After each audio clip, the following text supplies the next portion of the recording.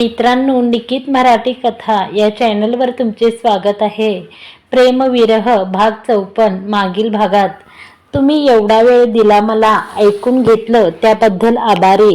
येतो मी. करण हे नाराजीत बोलून सगळ्यांना पाहून हात जोडून शांतपणे निघाला. आता पुढे. शांतका, ही देवासाठी फुलं आणि चंदन उगाळून ठेवले. सकाळ सकाळी खुशी देवघरात येत. सुनीता कुठे गेली, आज दिसली नाही. अक्कांनी पूजा करता करता इशारात तिला विचारलं. माई आराम करतायत, पाय दुखतोय म्हणत होत्या, म्हणून मी आणलं आज सगळं.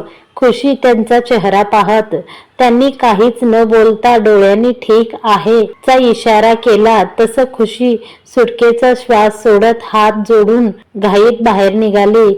आज दिवसाची सुरुवात देवाच्या आशीर्वादाने करण्याची इच्छा पूर्ण झाली होती. गायत्री, ही तुझी ब्लॅक कॉफी आणि हे आर्याचं चॉकलेट दूध. बरं ऐक, मी आज लवकर निघतीये ऑफिसला. सगळी तयारी करून ठेवलीये. तेवढ्या आठवणीने नीलूताईला बनवायला सांगशील. आणि दादा अजून वॉकवरून आले नाहीत. आले की त्यांना चहा नाश्ता देशील. खुशी देवघरातून निघून किचनमध्ये आली तशी डायनिंग वर बसलेल्या गायत्रीला सगळं समजावून सांगून वर निघाली. अहो, तुमचा प्रोटीन शेक ठेवलाय. खुशी जिम मध्ये येऊन करणला आवाज देत. अहो, लक्ष कुठे तुमचं? अहो, ट्रेडमिलचा स्पीड फास्ट करून नजर समोर टीव्हीवर खेळून न्यूज पाहत काही गहन विचारात हरवलेला करणला तिने दोनदा आवाज दिला तरी त्याचं लक्ष नव्हतं. म्हणून तिने पुन्हा त्याला आवाज देत समोर टीव्हीकडे पाहिलं.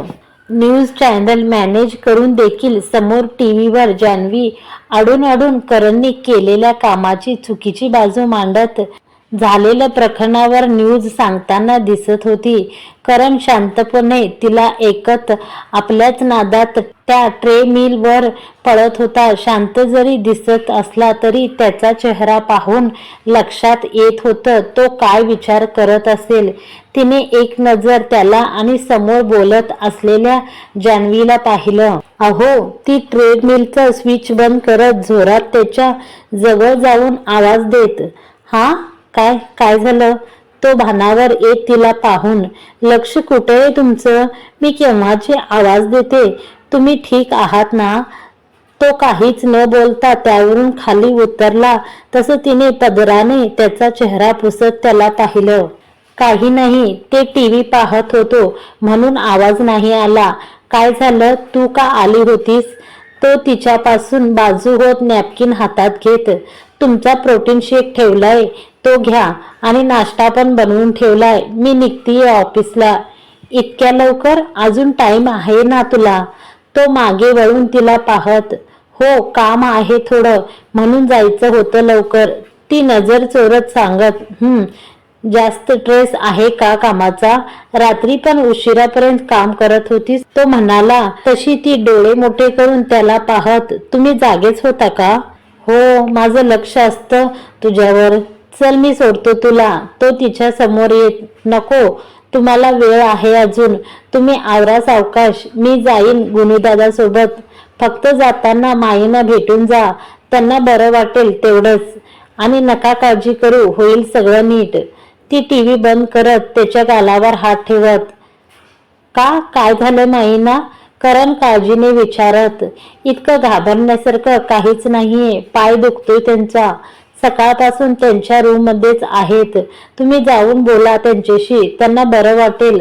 असंही आल्यापासून निवांत अशी भेट झाली नाही ना दोघांची. 2 दिवस तुम्हालाही उशीर होतो यायला, तर सकाळी माझ्याकडे काळजीने चौकशी करत होत्या म्हणून सांगितलं. आणि तुम्हालाही बरं वाटेल बोलून. खुशी त्याला शांत करत. मला वेळच भेटला नाही तिच्याशी बोलायला. या सगळ्या गडबडीत राहूनच गेलं. जातो आज तिच्याशी बोलायला. तूही नीट जा. पोहोचली की कळव आणि निघाली की सांग, मी येतो घ्यायला. तो तिच्या कपाळावर ओठ टेकवत. हो, कळवते. येऊ मी? त्याचा निरोप घेऊन घाईत स्वतःची तयारी करून खाली आली. तसं समोर दादा पेपर वाचत बसले होते. गुड मॉर्निंग दादा. नमस्कार करते. खुशी त्यांच्या पुढ्यात उभी राहून त्यांना नमस्कार करत, गुड मॉर्निंग, आज लवकर निघाला तुम्ही? आज काही खास आहे का? ती पाया पडली तसे दादा विचारत, हो दादा, खूप खास दिवस आहे. तुमचा आशीर्वाद हवा होता. गरज लागेल त्याची आज. काहीही करून आजचं काम पूर्ण करायचं आहे मला. खुशी मगासचा करणचा चेहरा आठवून सांगत, नक्की होईल. तुम्हाला तुमच्या कामात यश मिळो. दादा हसून आशीर्वाद देत. Prabhas, guess what? माझ्या हाती काय लागले? दुपारी खुशीने प्रभासला तिच्या ऑफिस कॅन्टीन मध्ये भेटायला बोलवलं होतं. सकाळी ऑफिसचं निमित्त करून तिला तिचं मिशन करण रेस्क्यू पूर्ण करण्यासाठी लवकर बाहेर पडायचं होतं. Oh my god, what is this Khushi? अगं, हे काय आहे? इतका मोठा विश्वासघात, एवढी मोठी फसवणूक. आय जस्ट कॉन्ट बिलीव्ह. प्रभासच्या तिने हातात ठेवलेले फोटोज पाहून शॉक लागल्यासारखं तिला पाहत, बघ आता पुरावे तुझ्या हातात आहेत. मी माझं काम पूर्ण केलंय. Now ball is in your court. Khushi विजयी हास्यासह त्याला पाहत, यू डन ग्रेट जॉब. तू बघ आता तिची बोलती कशी बंद करतो. हे माझ्याकडे राहू दे, मी बघतो पुढे काय करायचं. प्रभास हातातले फोटोज पॅकेटमध्ये ठेवत, नाही प्रभास, हे एन्व्हलप तुझ्याकडे नाही, त्याच्या योग्य जागी पोहोचेल आज. खुशी त्याच्या हातून ते काढून घेत, म्हणजे काय म्हणायचं आहे तुला? म्हणजे हेच की खूप हौस आहे ना त्या जान्हवीला खरं जनतेसमोर आणायची. मग उद्याची ही न्यूज पण तिच्या तोंडूनच ऐकू आपण. कशी वाटेल ही न्यूज रिपोर्टर जान्हवीच्या तोंडून ऐकायला. खुशी हसून ते एन्व्हलप त्याच्या पुढ्यात नाचवत त्याला पुढचं सगळं प्लॅन समजावून सांगत, great. Now the secret reporter Darpan is back. तिचा प्लॅन ऐकून प्रभास आनंदाने वरडत, नेव्हर, असं काहीही होणार नाहीये. I am not back. मी हे सगळं फक्त आणि फक्त यांच्यासाठी केलंय, आणि तेही यावेळी फक्त. पुन्हा मला यात उतरायचं नाहीये. आजची ही गोष्ट तुझ्या आणि माझ्यातच राहील. कोणालाही कळता कामा नये की उद्याच्या प्लॅन मध्ये आपला हात आहे. खुशी सिरियस होऊन त्याला सांगत, अगं पण का? तुझं कौतुकच वाटेल की तुझ्या घरच्यांना. यात लपवण्यासारखं काय आहे? प्रभास थोडा नाराजीत विचारत, प्रभास, तुला सगळी कारणं माहितीये. मी केव्हाच हे सगळं सोडलंय. आज यांना खरंच गरज होती याची, म्हणून मी तयार झाले.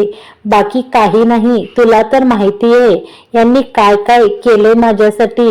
एका मुलीच्या आयुष्यात येणाऱ्या सगळ्यात हळव्या आणि कठीण वळणावर साथ दिलीये यांनी मला, जे मी कधीच विसरणार नाही.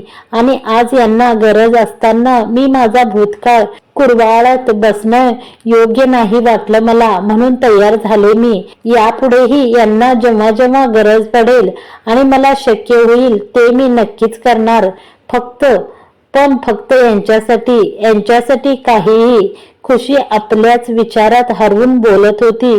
काय झालं, असा काय पाहतोस? ती एकटीच बोलत होती. तो फक्त हातावर हात ठेवून शांतपणे गालात हसून तिला पाहत होता.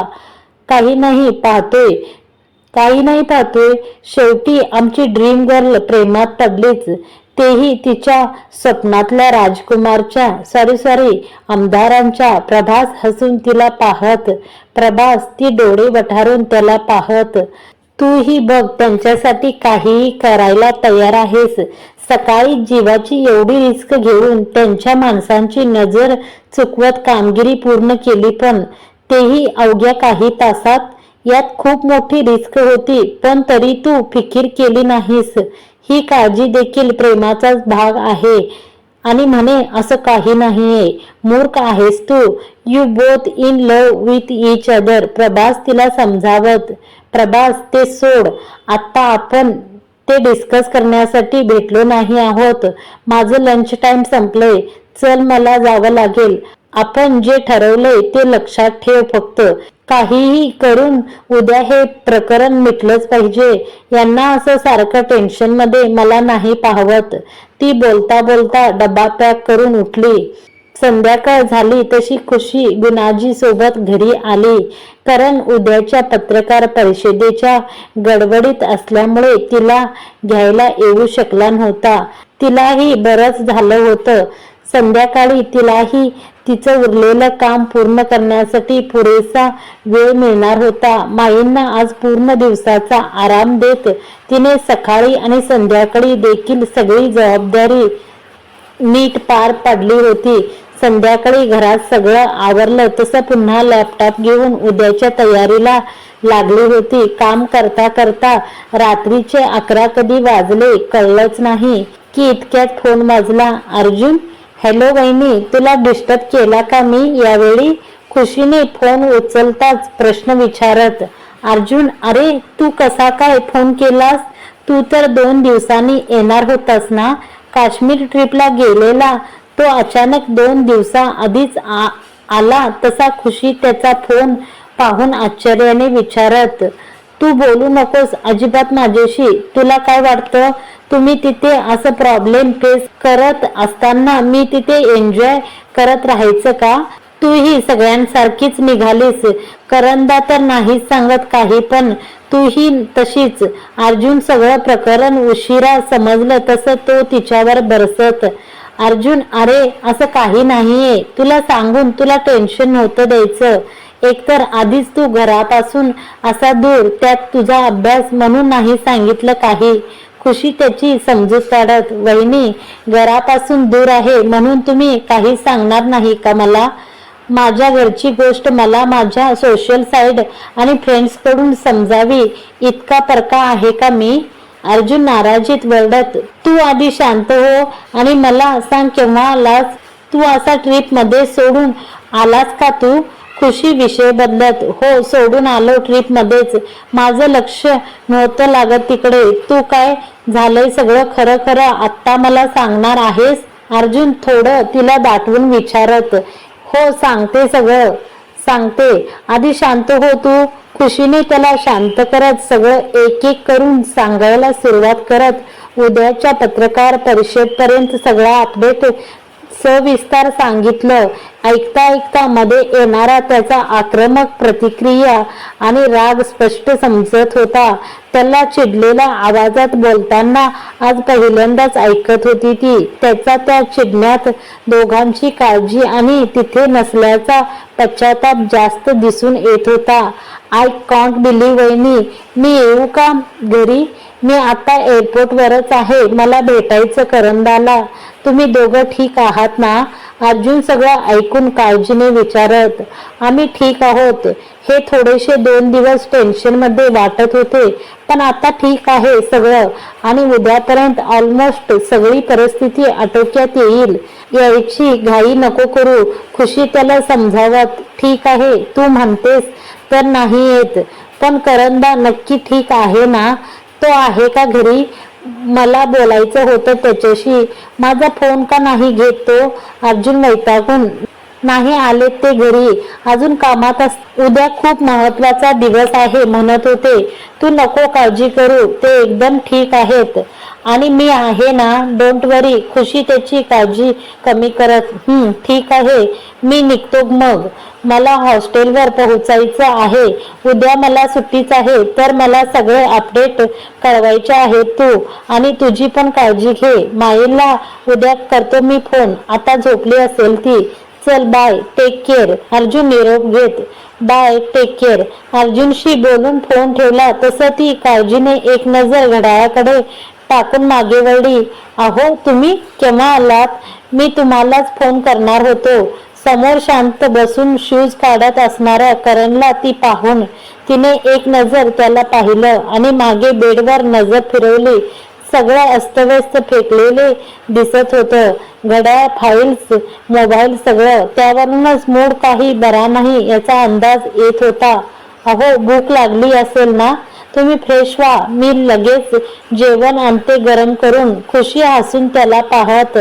माई जेवली? तो शांतपणे वर मान करून विचारत. हो, झालं त्यांचं आणि पाय पण बरा आहे. आता झोपल्यात शांत. खुशी माहिती देत. आणि तू? तो हाताच्या स्लीवची बटणं काढत. हो, झालंय माझं. माईने आग्रह करत त्यांच्यासोबत बसायला लावलं. पण तुम्ही थांबा, मी तुम्हाला आणते गरम करून. नको, माझं पण झालं जेवण. शेखरच्या आईने डबा पाठवला होता. जेवलो मी त्याच्यासोबत. करण थकून तिला जवळ घेत तिच्या मानेवर डोकं टाकत, बरं केलं वेळेवर जेवलात. या तुम्ही फ्रेश होऊन आणि आराम करा. त्याचा थकलेला चेहरा पाहून त्याच्या पाठीवर हात फिरवत, खुशी सगळं होईल ना नीट. तिच्या मानेवर चेहरा घुसमळत तिला घट्ट पकडत तो, का नाही होणार? नक्की होईल, मला खात्री आहे. उद्याचा दिवस तुमचाच असेल. सगळं छानच होणार आहे उद्या, जसं तुम्हाला हवं. ती त्याच्या केसात हात फिरवत, निस्वार्थ राजकारण, सतर्क नजर, सतर्क समाजसेवा. गेल्या काही दिवसापासून राजकारणाच्या नावाखाली माणसांच्या जीवाशी चाललेला क्रूर खेळ आपण सगळेच पाहतोय आणि ऐकतोय. पण जे डोळ्यांना दिसतं ते नेहमीच खरं असतंच असं नाही. यावरच आपण आज प्रकाशज्योत टाकणार आहोत. सध्या चर्चेत असणारा आजचा चेहरा आहे श्री करण पटेल यांचा. दादा, अहो, हा तर आमच्यावर लेख लिहिला आहे. या रिपोर्टरने सकाळ सकाळी दादा करणला पेपरमध्ये छापून आलेला लेख वाचून दाखवत होते. पेपरमध्ये आलेला तो सकारात्मक लेख त्यांच्यावर आहे कळताच आनंदाचा धक्का बसला होता त्याला. हो, म्हणूनच तुम्हाला थांबून ऐकवला आम्ही. आमच्याही खूप आवडीचा आहे हा लेख. खूप वर्षांनी हा लेख पुन्हा वाचायला मिळाला. मध्ये काही वर्ष बंदच होता. आजच सुरू झाला बहुतेक. नेहमी नजरवेधक आणि आस दाखवणारे लेख असतात या रिपोर्टरचे.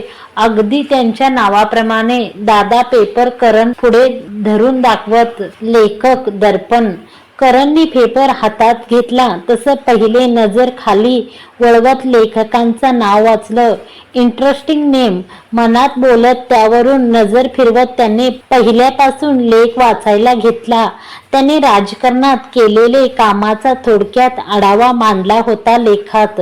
बरेच असेही काम होते जे करून करण विसरून देखील गेला होता, परंतु त्या लेखात अगदी शब्द न शब्द त्यांच्या कामाची देत असल्यासारखं वाटत होतं. शेतकऱ्यांसाठी झडलेला तो, पाणी प्रश्न सोडविणारा तो, उपोषण मिटवून समांजस निर्माण करणारा तो, असे एक ना एक अनेक छोटे मोठे किस्से थोडक्यात लिहिले होते. दादा, कोण आहे हा रिपोर्टर? करण सगळा लेख वाचून, माहिती नाही, बहुतेक पडद्यामागचा चेहरा असावा. ते काही असो, तुमच्या या पडद्यामागच्या चेहऱ्याने आपल्या आजच्या दिवसाची सुरुवात तर छानच केली. Feeling positive. करण हसून पेपर पाहत, ते तर आहेच. चला, सुरुवात छान आहे म्हणजे दिवस देखील छानच म्हणायचा. बरं, आम्हाला सांगा, तयारी कुठवर आली? सगळं नीट पार पडलंय ना? दादा चौकशी करत. हो दादा, सगळं रेडी आहे. ओके, कळवा आम्हाला, आम्ही देखील पोहोचतोच. मित्रांनो, आजचा भाग तुम्हाला कसा वाटला कमेंट करून जरूर कळवा. व्हिडिओ आवडला असेल तर व्हिडिओला जरूर लाईक करायला विसरू नका. आणि चॅनलवर तुम्ही पहिली वेळ असाल तर चॅनलला सबस्क्राईब करून घ्या आणि समोरचे बेल आयकॉन प्रेस करून ऑल वर सिलेक्ट करा. असेच नवनवीन व्हिडिओ तुम्ही रोज पाहू शकता. धन्यवाद मंडळी.